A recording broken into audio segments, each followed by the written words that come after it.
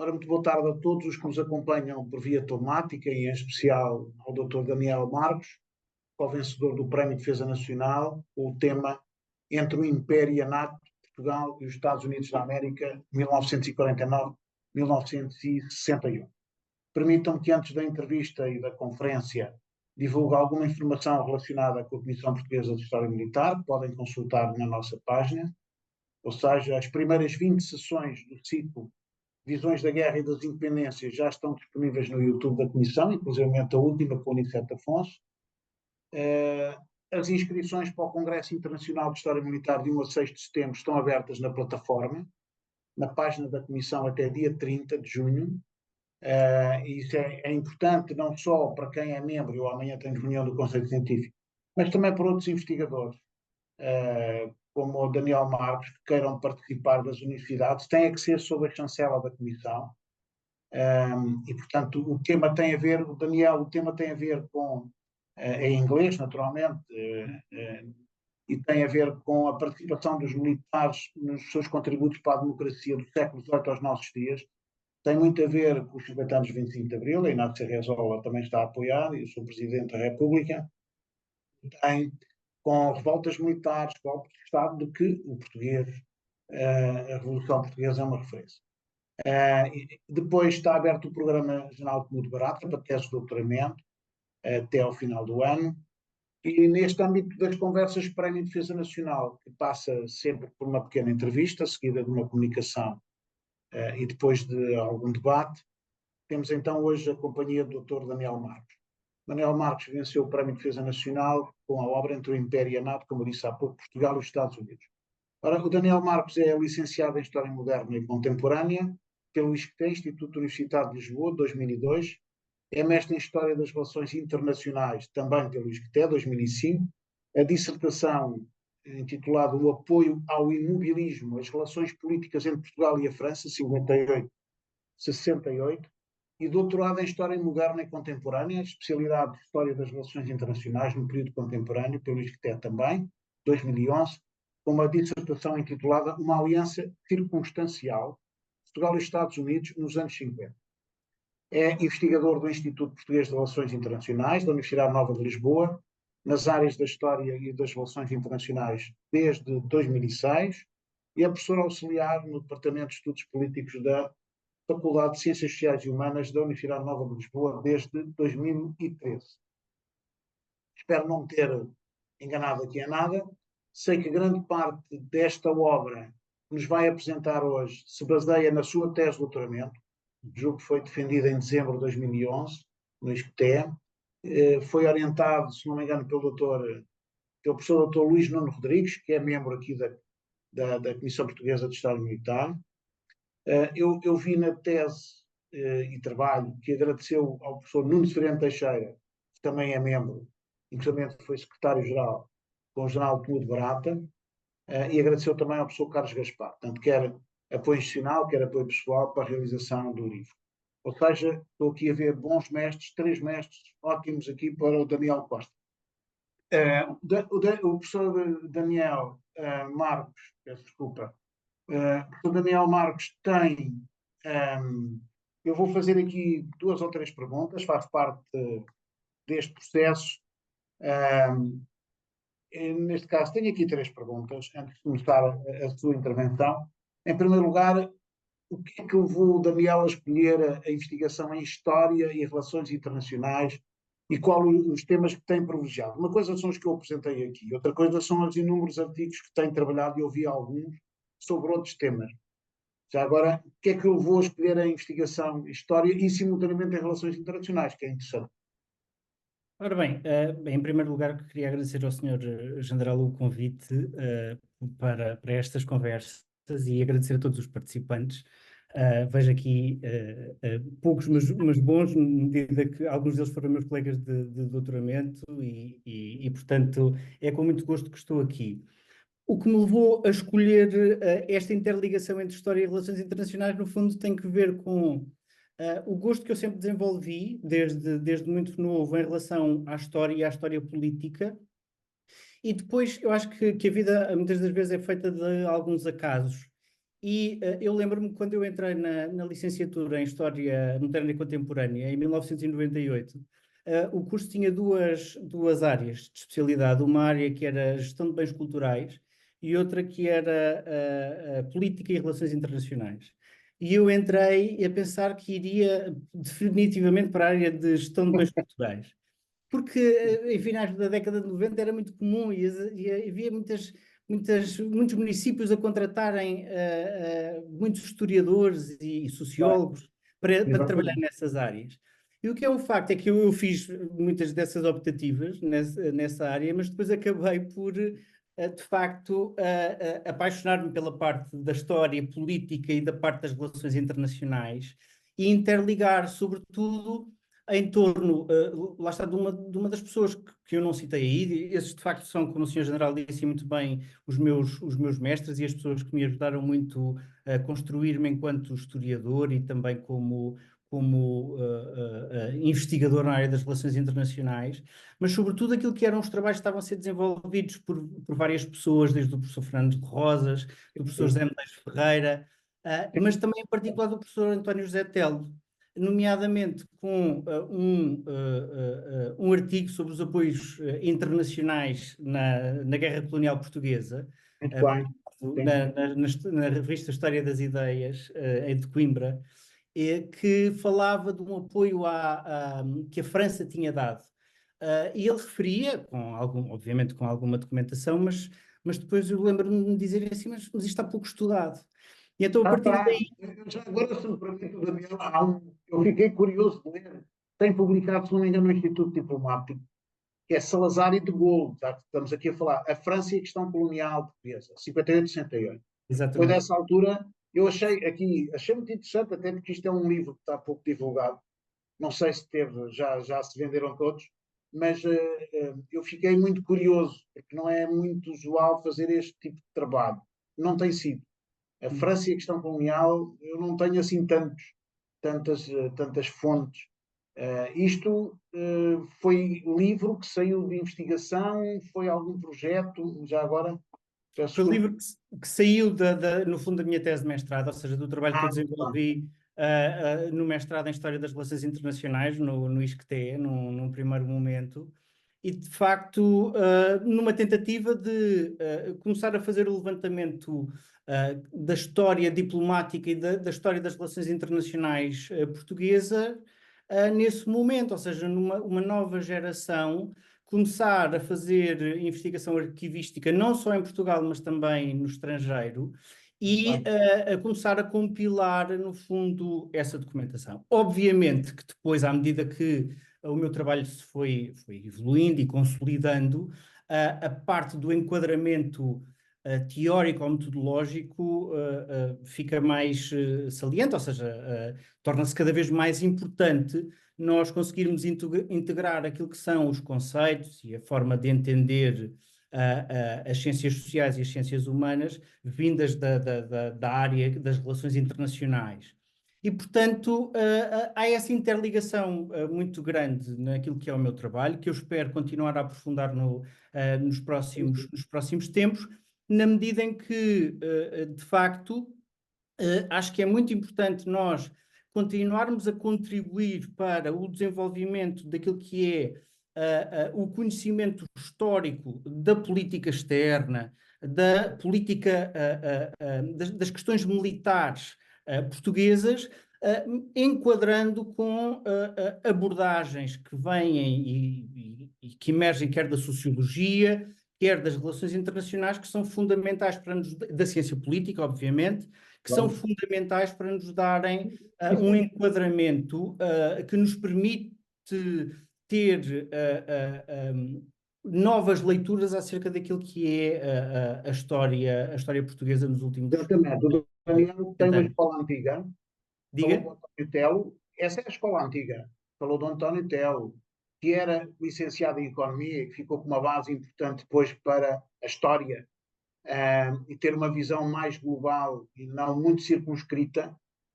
porque há pessoas que pegam numa tese de mestrado, a tese de doutoramento é igual, é só melhorar 2 pontos, a tese, os pós-docs são a mesma coisa e não saem dali. portanto, eu julgo que esta visão de relação entre a história e as relações internacionais, jogando no tempo com vários temas, traz uma riqueza enorme que vai sentir certamente no futuro. Qual é o projeto que tem agora? É a última pergunta. O projeto que está agora em mãos, qual é? Eu não tenho noção. Eu confesso que neste momento o projeto que está em mãos é um projeto de uma tentativa de, lá está, nessa interligação entre a dinâmica histórica e aquilo que são as relações internacionais, é procurar olhar para a política externa portuguesa, do período de transição para a democracia e no imediato, na imediata consolidação democrática até à revisão constitucional, e procurar entender aquilo que são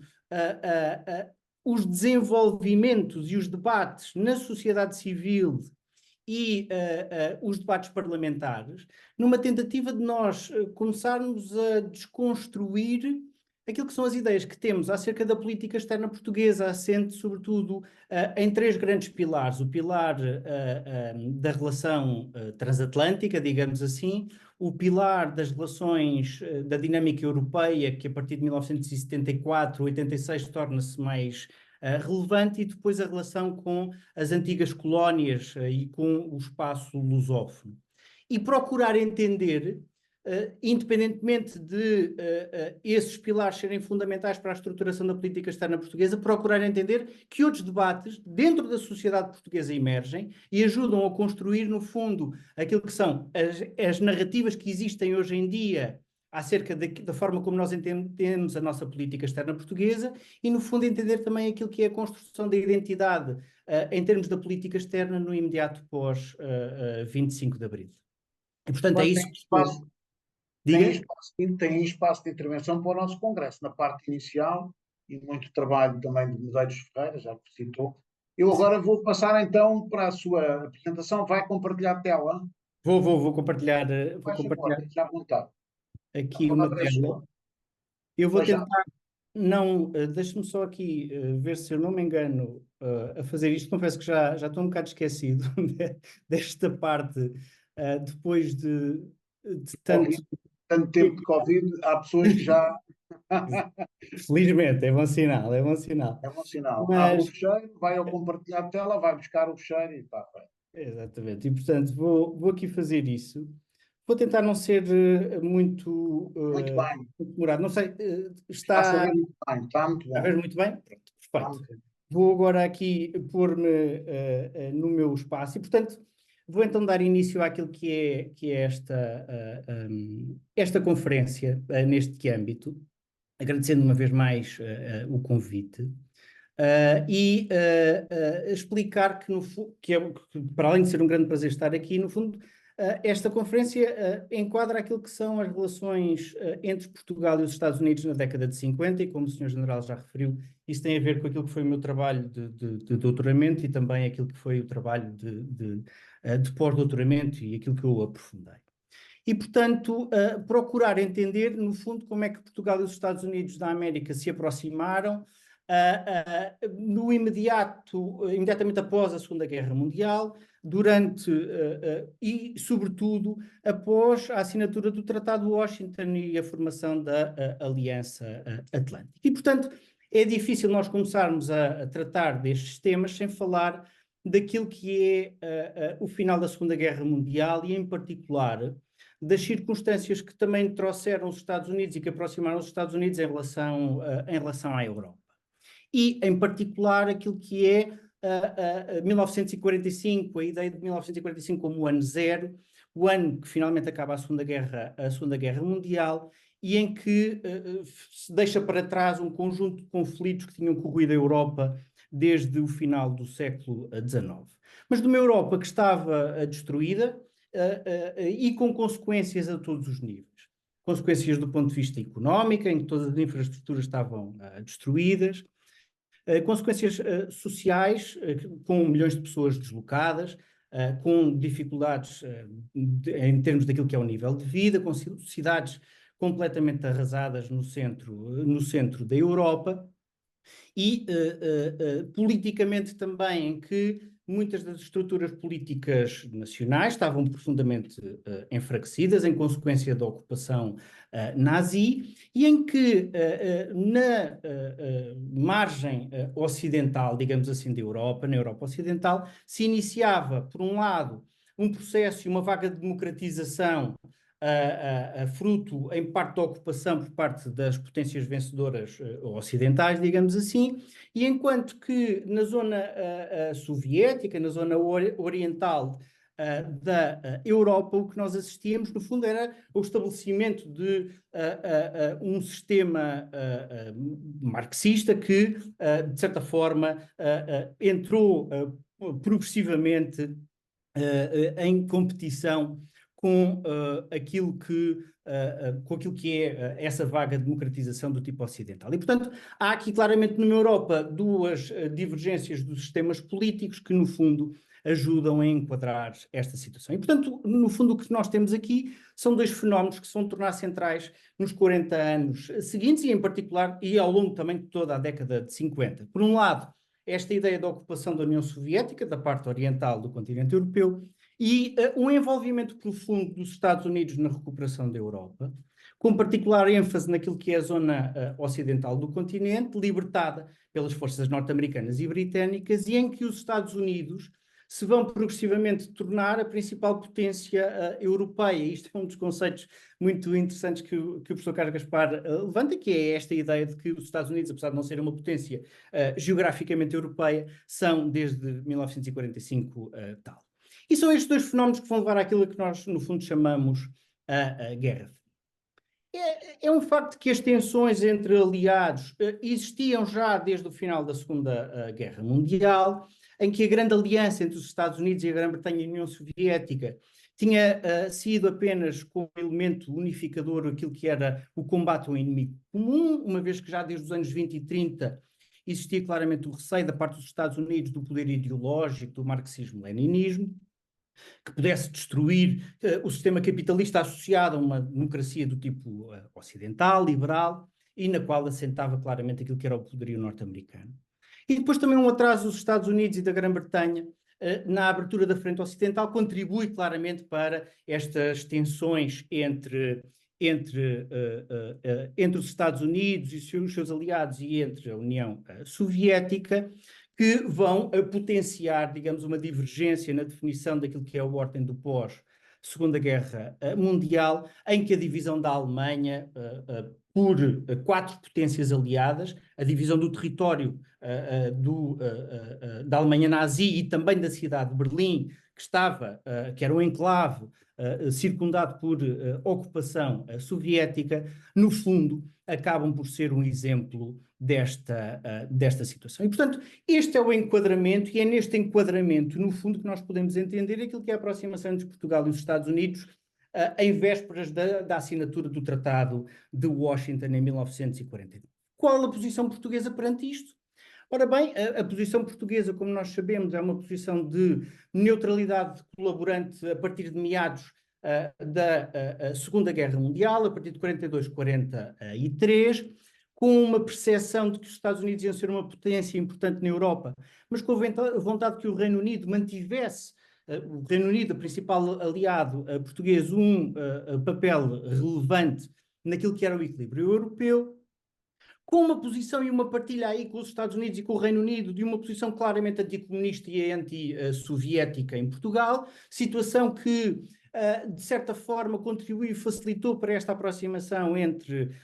os Estados Unidos e entre Portugal e até para o convite para a NATO, como vamos ver mais à frente. E depois um aspecto que é fundamental, que é a sobrevivência do regime autoritário português numa Europa, a iniciar uma vaga de democratizações, em que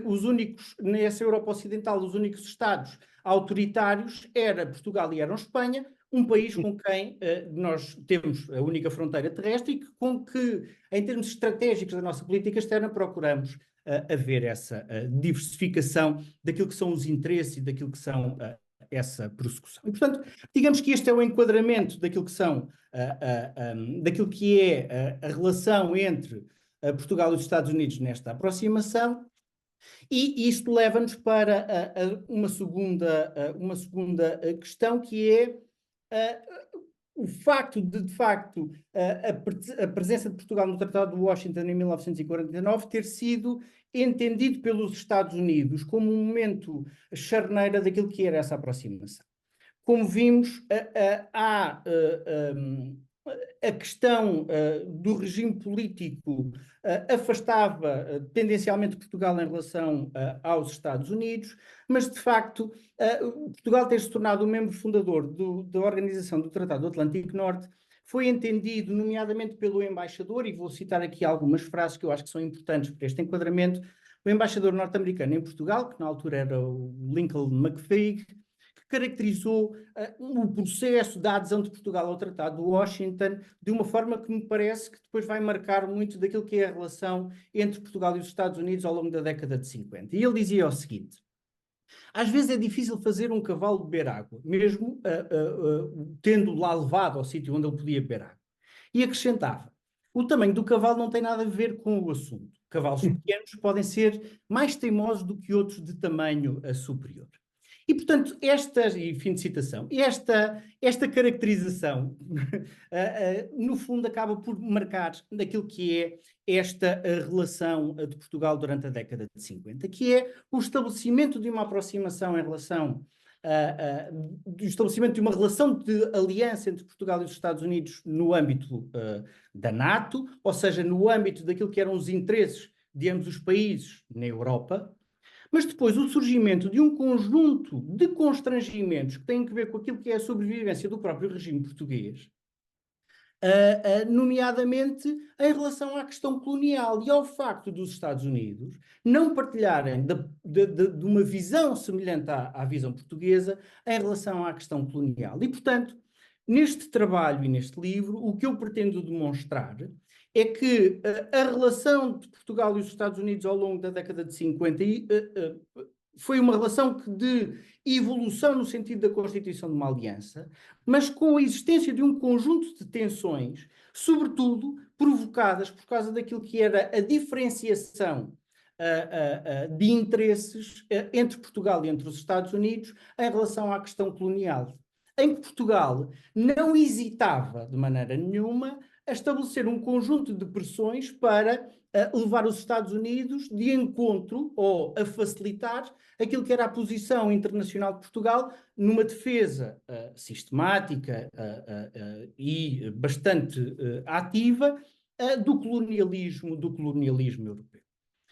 Como é que Portugal fazia isso? Fazia-o através daquilo que era o principal interesse estratégico dos Estados Unidos em relação a Portugal, que era a utilização em tempo de paz da base das lajes no arquipélago dos Açores. E como é que Portugal fazia isso? Através de recorrentemente obrigar a negociações políticas de 5 em 5 anos para, no fundo, fazer essa manutenção, a renovação das facilidades em tempo de paz durante esse período. E isto, digamos que é uma estratégia que vai sendo desenvolvida ao longo da década de 50, mas que depois vai ser completamente clara durante a administração Kennedy em 1961, em que, perante uma posição crítica, muito mais ativamente crítica da administração Kennedy durante esse período, no fundo, o que vão acabar por demonstrar é que Portugal vai suspender as negociações, como o professor Luís Nuno Rodrigues, no fundo, acaba por demonstrar. O que eu demonstro aqui neste trabalho é que essa estratégia era desenvolvida já desde meados da década de 50 e só não chegou a este ponto, porque ao contrário da administração Kennedy, a administração Eisenhower era muito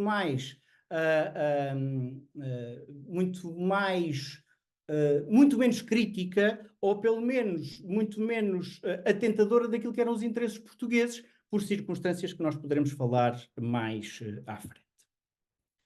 Eu não sei ainda mais ou menos quanto tempo é que já ainda terei, grosso modo.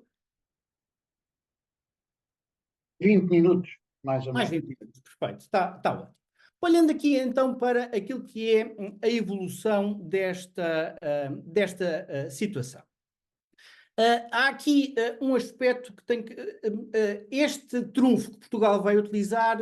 no fundo, tem que ver com aquilo que é uma necessidade que quer os Estados Unidos, quer Portugal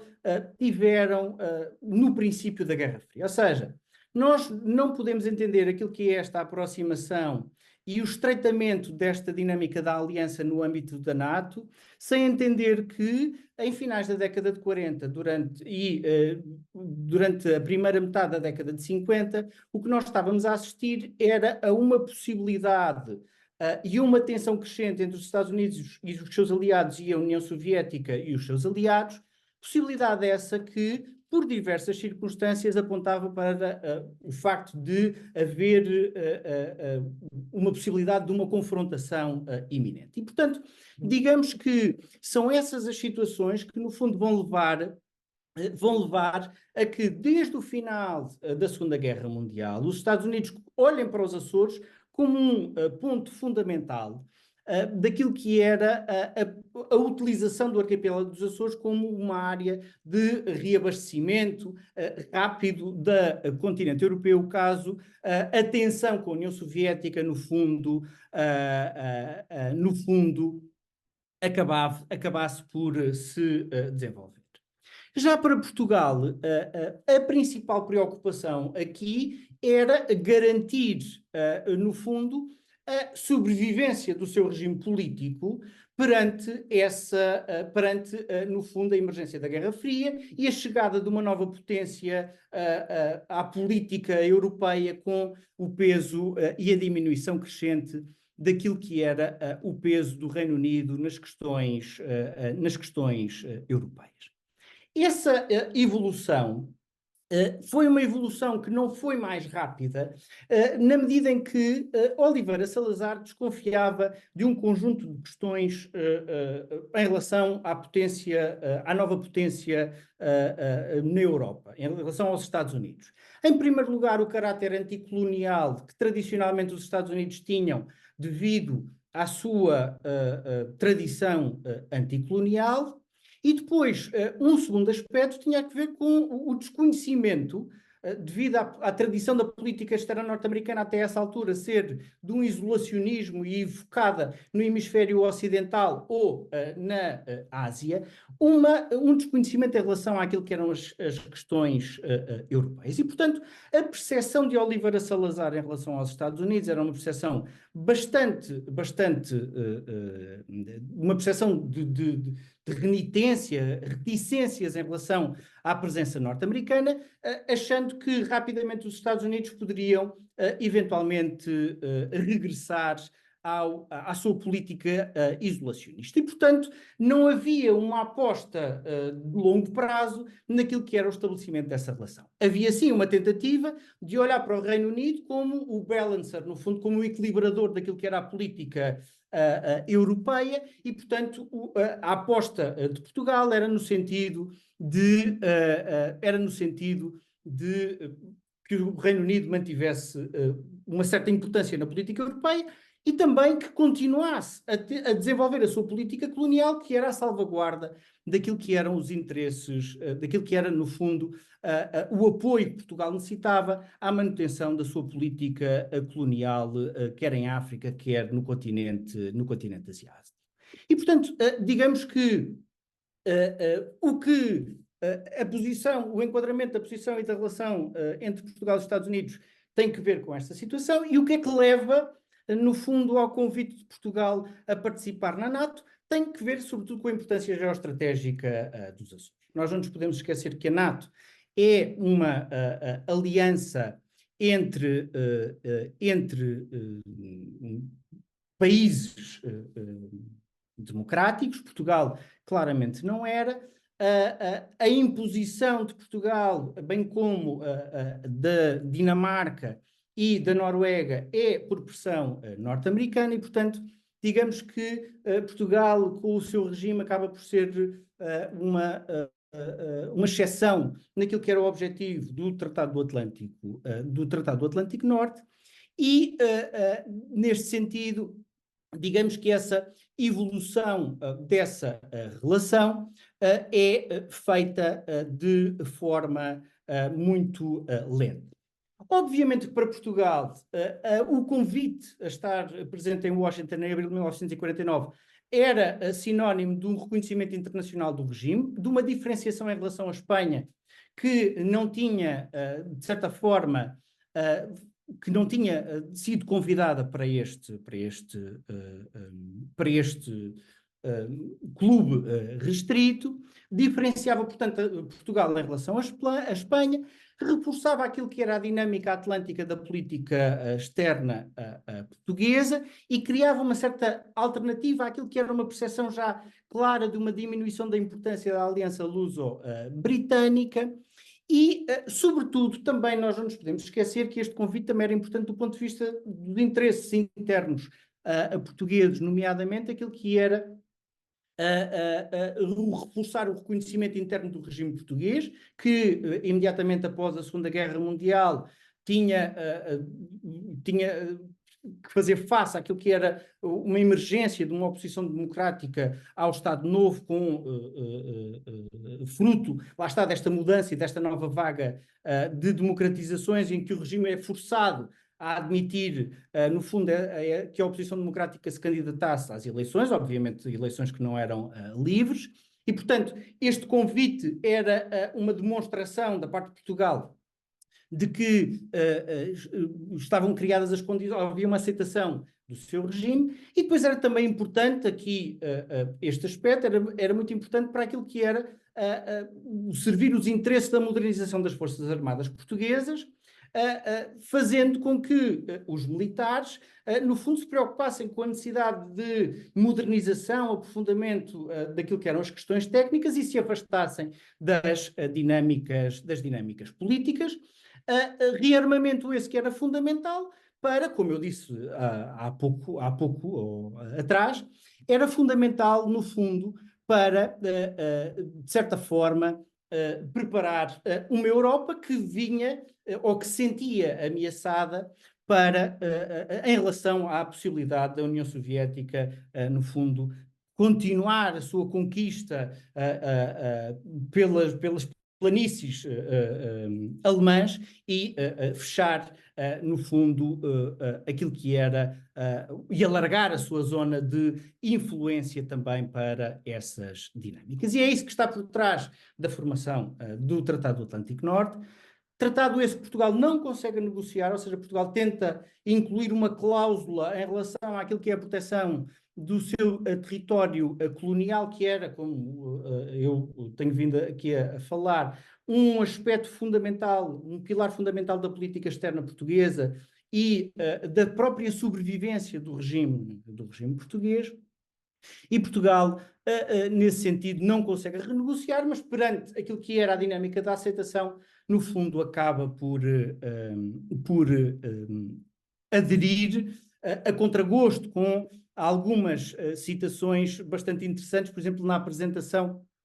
do Tratado de Washington na Assembleia Nacional, em que, por exemplo, Oliveira Salazar diz: pareceu difícil em tais circunstâncias estarmos ausentes, ou seja, as circunstâncias da ameaça que pendia sobre a Europa e o convite feito pelos aliados portugueses, ou do deputado José Nosolini dizer que sabemos que entrar no Pacto Atlântico não é inteiramente um bem que se apeteça, é um dever e uma necessidade. E, portanto, digamos que a consequência deste convite é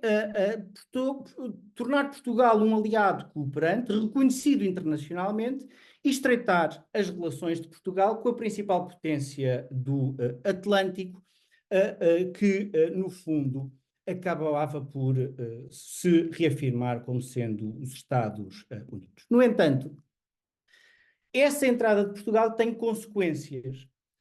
para a relação de Portugal, não só com os Estados Unidos, mas também para aquilo que é a sua política externa e para aquilo que é a sua política de defesa e a sua política militar. O professor António Telo demonstra muito bem que, no fundo, a adesão à NATO vai promover a modernização militar em Portugal, do ponto de vista técnico e social, naquilo que são as relações civis militares. De facto, eu demonstro também ao longo do meu livro a importância do fornecimento de material militar de a Portugal para, no fundo, preparar Portugal para constituir uma divisão moderna, como se dizia, que pudesse contribuir para a defesa do território da Europa Ocidental em caso de ameaça soviética, que depois se torna mais premente a partir de 1950. Nós não nos podemos esquecer que em 1949 a União Soviética torna-se uma potência nuclear e, portanto, a vantagem nuclear que os Estados Unidos tinham perdem e, portanto, torna a capacidade convencional ganha uma importância acrescida e essa capacidade convencional, no fundo, era, àquela data, superior da parte da União Soviética. Portanto, há uma dimensão de desequilíbrio e depois outros acontecimentos que são também muito importantes, que são os acontecimentos na Coreia, que são entendidos pelas potências ocidentais como um primeiro momento, ou uma distração, um primeiro ataque para depois, no fundo, a União Soviética iniciar a conquista do território da Europa Ocidental. E, portanto, há essa necessidade de rearmamento que é feito durante a primeira metade da década de 1950 e depois é importante porque obriga Portugal a preocupar-se com as questões europeias. E isso é muito importante porque desde 1916, desde a Primeira Guerra Mundial, Portugal está afastado das questões europeias e há na tradição da política externa portuguesa a ideia de que Portugal deve se manter de costas voltadas em relação à Europa, porque da Europa o equilíbrio e a competição entre as potências continentais só traz desvantagens para Portugal, que é um país essencialmente atlântico e com interesses coloniais. Essas desvantagens são evidentes do ponto de vista daquilo que era, ou melhor, essa desvantagem é evidente com as invasões francesas e digamos que esta ideia permanece na política externa portuguesa, ou permanecia na política externa portuguesa desde o princípio do século XIX. E, portanto, Portugal torna-se, assim, um aliado que, de certa forma, vai estar presente na NATO, que vai contribuir para esse desenvolvimento, no fundo, e para a modernização e para o esforço de guerra da NATO, vai comprometer Portugal naquilo que é a defesa dos interesses da Europa Ocidental e das relações transatlânticas e, no fundo, acaba por integrar Portugal e dar os primeiros passos de aproximação de Portugal à dimensão transatlântica do pós-Segunda Guerra Mundial, que, como nós sabemos, depois vai interligar com a questão da cooperação europeia e da integração europeia, que nós só vamos aderir ou participar tão mais ativamente em 1960 e depois 1971 com o acordo comercial, mas posteriormente só em 1986, mas aqui, no fundo, nas questões de defesa, no âmbito da NATO, nós já estávamos a participar naquilo que era a política, digamos assim, europeia. E vai estreitar também, do ponto de vista bilateral, aquilo que são as relações entre Portugal e os Estados Unidos, uma vez que vai levar à assinatura do famoso Acordo de Defesa de 1951, que no fundo é a garantia dos Estados Unidos em relação aos seus aliados, e em particular, neste caso, a Portugal, dos preceitos que a Aliança Atlântica subentendia, mas em caso de guerra. A Aliança Atlântica subentendia esses preceitos de defesa em caso de guerra. Esta dinâmica estava assegurada em caso de paz e, portanto, digamos que vai levar a este estabelecimento. O que é que isto vai implicar para as relações luso-americanas? Esta ideia que a bibliografia e que alguns historiadores têm de que, no fundo, a década de 50 é uma época de ouro daquilo que são as relações entre Portugal e entre os Estados Unidos. E o que eu demonstro é que, de facto, é uma época de ouro naquilo que são as dinâmicas europeias e do esforço de defesa, mas é uma época em que há uma tensão clara em relação àquilo que é a questão colonial. E o exemplo é um reequacionar que surge em 1954, uma reavaliação feita, que no fundo demonstra que Portugal não pode depender apenas e só de uma relação próxima com os Estados Unidos, que é fundamental para garantir a defesa e os interesses portugueses no continente europeu, mas que não garante a autonomia estratégica portuguesa, nomeadamente naquilo que é a sua política colonial, quer em África, quer na Ásia. E, portanto, a estratégia portuguesa era a adoção daquilo que era uma posição flexível e pragmática, como dizia esse ofício, na relação com os Estados Unidos e que passava por utilizar os Açores como uma salvaguarda para os interesses estratégicos de Portugal nas colónias e obrigar os Estados Unidos a renegociarem a sua presença nos Açores regularmente, exigindo contrapartidas políticas aos Estados Unidos. E, portanto, digamos que para uma relação de ouro ou de completamente ausência de tensão, não era necessariamente o que pautava essa relação. Era uma relação em que os interesses estavam à frente de tudo, quer da parte dos Estados Unidos, que tinham interesse em relação aos Açores, quer da parte de Portugal, que tinha interesse em jogar com a pressão dos Estados Unidos nesse propósito. Há dois momentos que são fundamentais. O primeiro de todos é a questão de Goa, de invasão dos enclaves de Dadra e de Nagara Valley em 1954 e 1955. Desde 1947, desde a independência da Índia, que no fundo Portugal, a Índia aproxima-se de Portugal no sentido de iniciar um processo de transição dos territórios portugueses, do Estado português da Índia. Portugal recusa sempre a negociar, afirmando ser impossível discutir ou negociar com o governo estrangeiro uma questão relacionada com a soberania. E vai procurar, digamos assim, ao longo desse processo, envolver os Estados Unidos em relação a isso, mas vai se deparar com uma potência que é amiga nas questões europeias, mas em relação às questões coloniais não se quer imiscuir e diz mesmo aos portugueses: isso é um problema que é vosso e nós não nos queremos meter nem apoiando a União, nem apoiando a Índia, nem apoiando a Portugal. E quando o governo Nehru ocupa os enclaves de Dadra e Nagaravli, digamos que fica evidentemente claro a não vontade norte-americana de se envolver nesta questão e fica evidente que Portugal vai tentar utilizar o Conselho do Atlântico Norte como um fórum de discussão, um fórum de discussão política onde possa debater aquilo que são os interesses coloniais portugueses. Coisa que os seus aliados não vão aceitar. E isto, no fundo, vai levar a uma reação portuguesa bastante mais forte, nomeadamente afirmando coisas como que Portugal, perante esta ameaça que pendia sobre os territórios ultramarinos portugueses, que sempre tinha colaborado com os Estados Unidos e que nunca tinha pedido ajuda económica ou qualquer outro tipo de qui pro quo nas questões da NATO e nas questões europeias, tanto nas relações multilaterais como bilaterais, e isto eu estou a citar o Ministro dos Negócios Estrangeiros, Paulo Cunha, nesta questão concreta esperava alguma colaboração política em retorno. E, portanto, Portugal começa a dizer aos Estados Unidos que, se vocês querem se manter em tempo de paz nos Açores, a questão colonial, e em particular neste caso a questão de Goa, era de uma grande hipersensibilidade e, portanto, era preciso dar alguma coisa em troca. E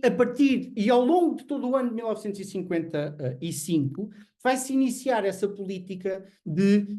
busca de um quid pro quo da parte de Portugal em relação aos Estados Unidos e que vai passar, sobretudo, por aquilo que é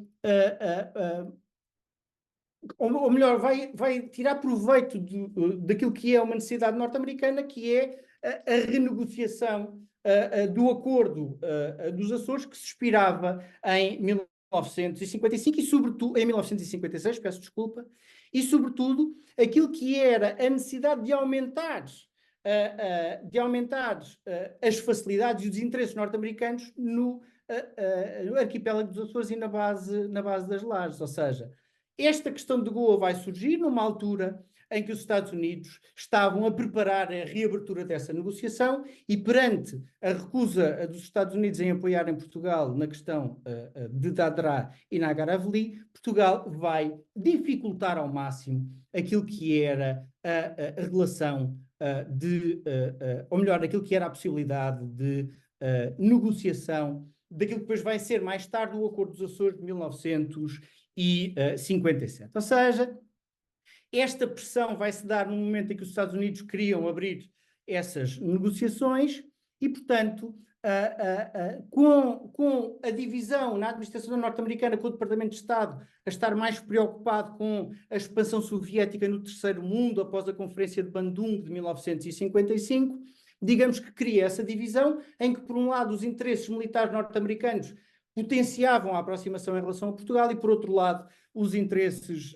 estratégicos da Grande Guerra Fria levavam a que os Estados Unidos procurassem afastar dessa relação. Quem é que ganha? Ganha claramente aquilo que é os interesses norte-americanos na base das lajes, e isso vai fazer com que, de facto, em 2 de dezembro de 1955, durante uma visita do ministro português Paulo Cunha aos Estados Unidos, a tensão entre os dois países se alivie e, sobretudo, que seja feito pela primeira e única vez um comunicado, o chamado Comunicado Cunha-Dulles, em que os Estados Unidos ou um alto responsável norte-americano vai defender publicamente aquilo que é a retórica colonial portuguesa, nomeadamente a ideia de que Portugal não tem colónias, tinha sim províncias ultramarinas, onde estava já há cerca de 500 anos, que era, no fundo, a retórica que enraizava, ou que era a marca identitária daquilo que era a política colonial portuguesa e, sobretudo, em torno da defesa daquilo que era a questão em torno daquilo que era a questão do litígio entre Portugal e entre a União Indiana. Esta situação alivia a tensão, mas a partir daí, digamos que Portugal vai utilizar todos os momentos para fazer face a ou aproveitar e pressionar politicamente os Estados Unidos para tirar dividendos políticos no apoio à sua política colonial. Outro momento fundamental nesse próprio processo é a crise do Suez de 1956, em que, no fundo, uma vez mais, Portugal vai atrasar as negociações e dizer claramente ao embaixador português nos Estados Unidos que estes eventos e a posição dos Estados Unidos em relação à crise do Suez levava o governo português a refletir sobre a conveniência de adiar a conclusão de um novo acordo. Muito interessante, apenas e só dizer isto, que a estratégia utilizada aqui por Portugal e pelo governo português é exatamente igual àquela que Franco Nogueira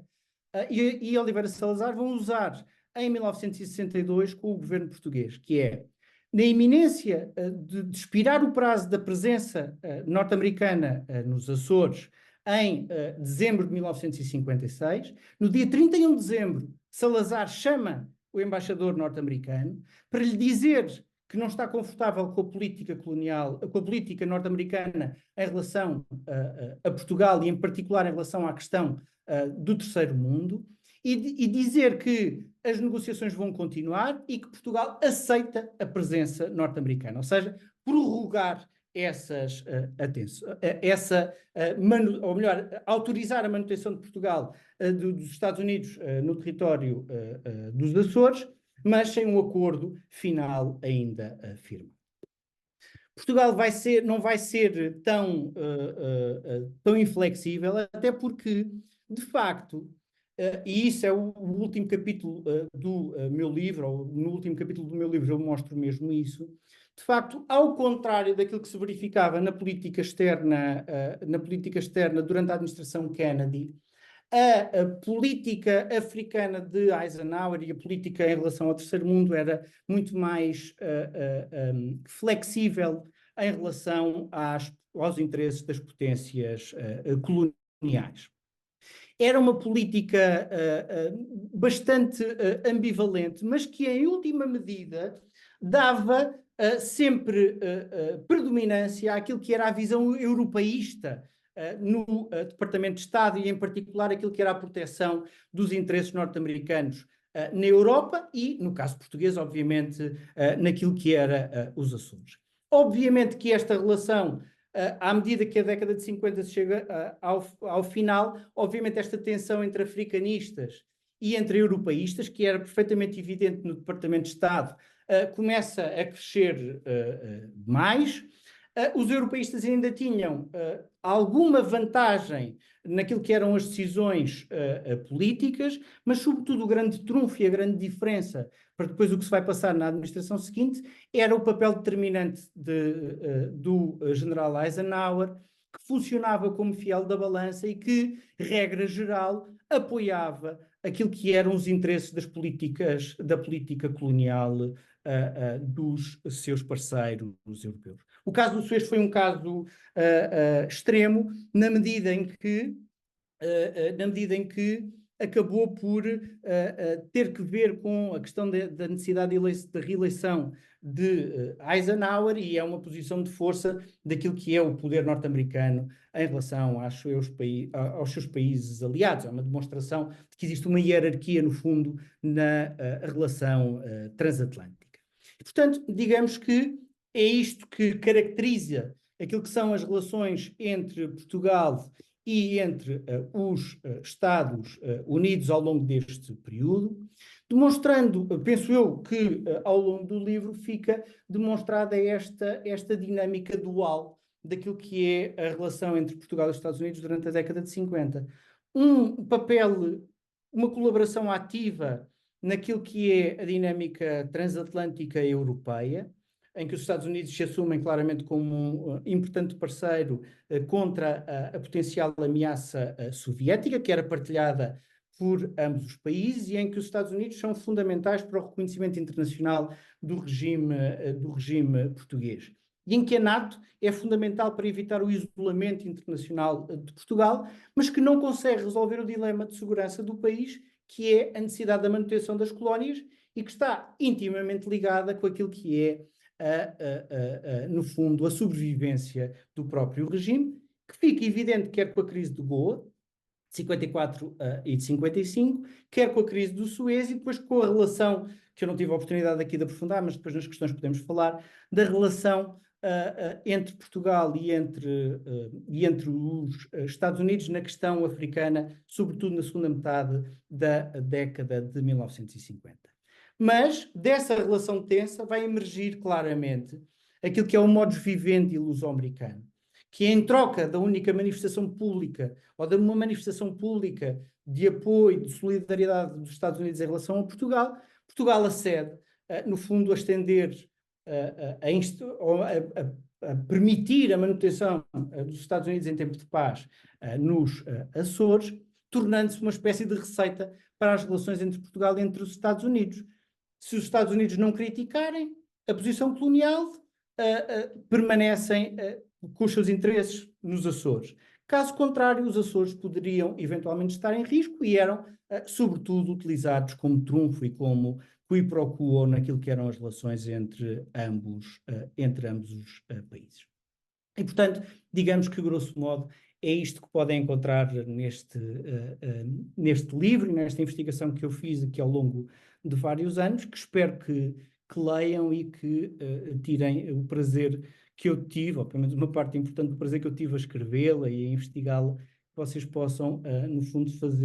fazer isso com a leitura do livro. Muito obrigado. Muito obrigado, eu, sobretudo para quem nos vai ver depois a posteriori, porque fica com uma memória. É importante aqui uma ou duas questões que eu lhe ia deixar. E a primeira tem a ver com a questão de promover a modernização militar em termos técnicos e em termos sociais. Eu também gostava de ouvir sobre este aspecto. Eu defendi que, independentemente da questão propriamente dita da modernização, há uma questão de mentalidade. Ou seja, nós temos, com a entrada na NATO e com os sucessivos cursos que vão fazendo alguns oficiais, temos uma questão de mentalidade de uma geração que eu chamei a geração NATO, em oposição àquilo que eu chamei uma geração mato. Nato versus mato, que depois se vem a verificar, infelizmente, com uma coincidência enorme em termos temporais, naquilo que são os ataques no norte de Angola, ou aquilo que é o golpe do Botelho Muniz, com o apoio do Costa Gomes, na altura ainda tenente-coronel. Ou seja, há aqui uma geração que já vê o país de uma outra maneira, porque tem uma formação um, feita nos Estados Unidos, tem uma visão do país em termos políticos diferentes, tem uma visão da autodeterminação dos povos que vêm de Bandung, já diferente, relativamente depois a um regime que ainda tem militares que, obviamente, são os tais militares que preferiram o mato.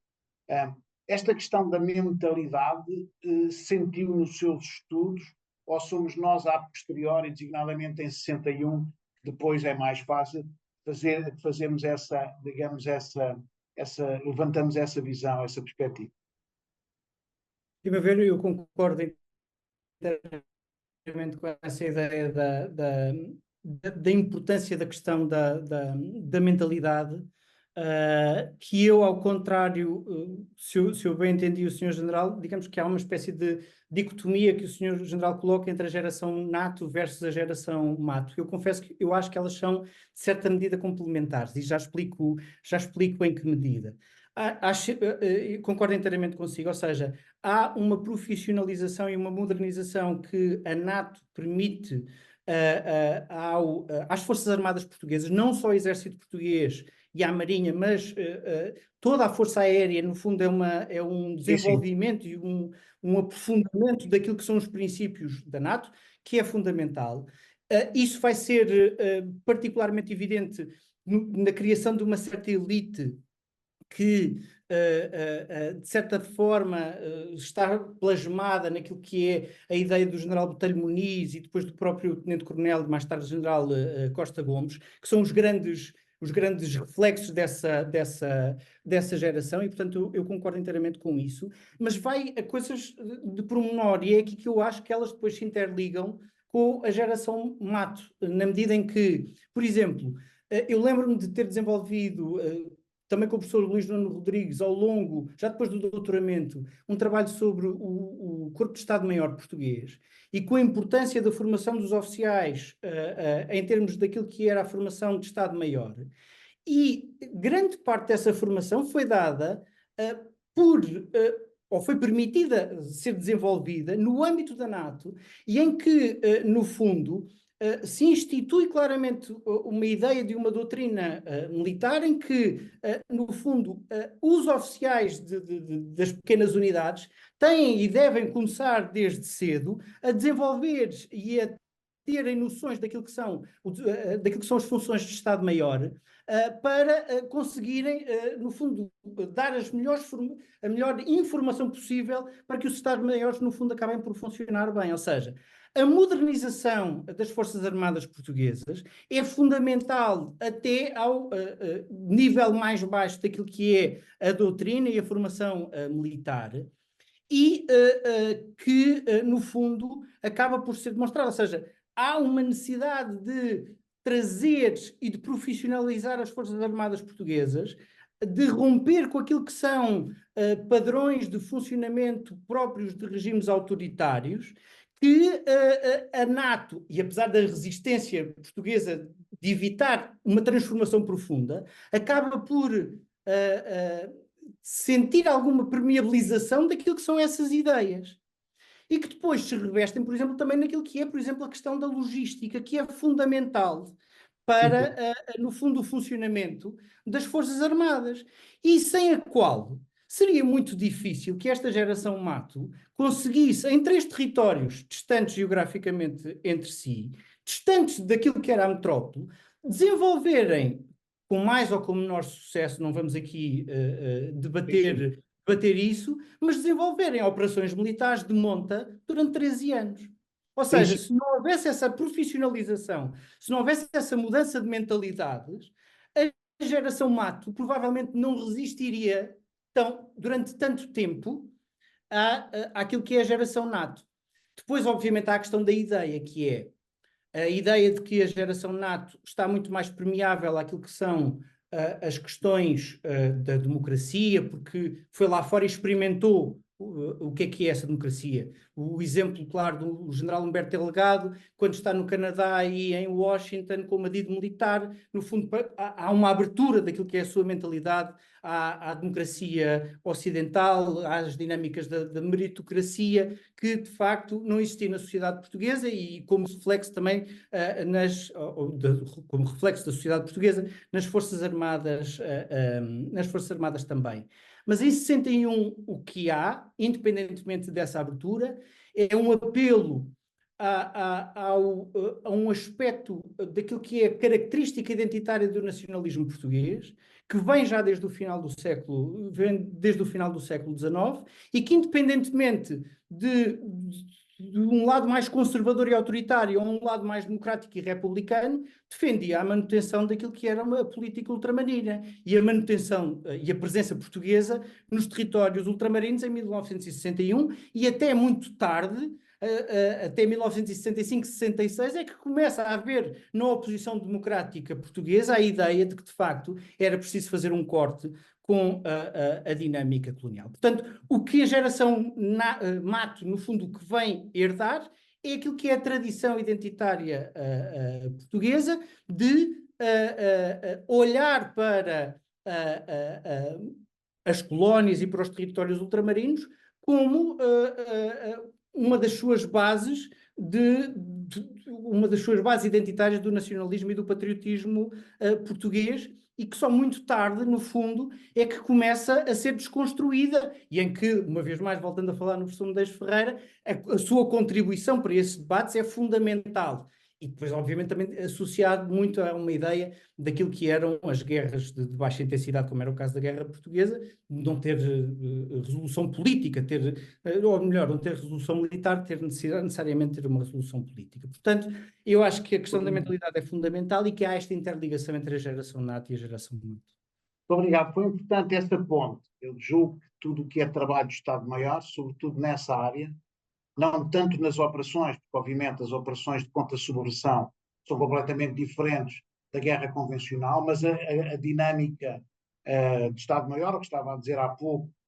foi certamente importante depois para manter 3 teatros de operações tão longe uns dos outros durante mais de 13 anos. Eu só terminava agradecendo, mas antes de agradecer, gostava de destacar o facto de ter chamado a atenção para algo que não é muito, não faz parte da escola portuguesa de relações internacionais, que é aquela questão que afinal não era uma relação de ouro, e deu 2 ótimos exemplos. A questão de Goa, não da ocupação, mas no período anterior de 54, 55 e até 56, e a questão do Suez, com as negociações ali no final desse ano. Ou seja, a questão depois que traduzem muito bem, e eu terminava com as suas palavras, do tal modus vivendi dual, ou seja, da solidariedade colonial em troca dos Açores. Eu acho que isto é muito importante, porque às vezes passa-se a imagem na escola portuguesa que as relações foram relações de ouro. E digamos que o seu trabalho obriga-nos a pensar, a refletir, e para mim foi muito importante este momento, com certeza também no YouTube vão gostar de ver. Muito obrigado mais uma vez, os meus parabéns em primeiro lugar pelo Prémio de Defesa Nacional, e muito obrigado por este legado que fica agora como história oral no YouTube da Comissão. E muito boa tarde. Obrigado, Sr. José. Muito obrigado, até à próxima. Obrigado. Até à próxima.